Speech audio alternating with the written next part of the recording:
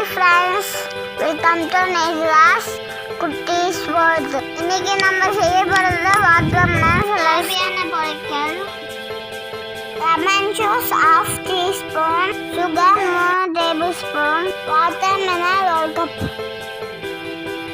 Watermelon 6 to 8 hours ஃப்ரீசர்ல வச்சிருங்க.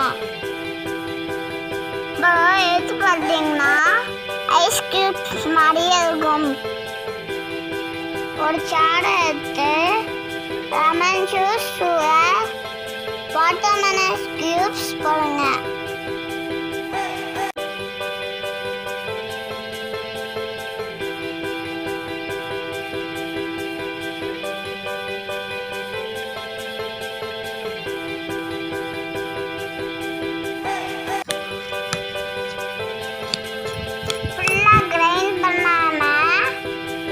சுத்து இல்லைன்னா 3 சுத்து வையுங்க.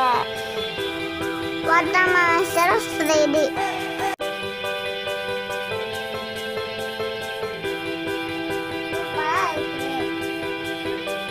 இந்த வீடியோ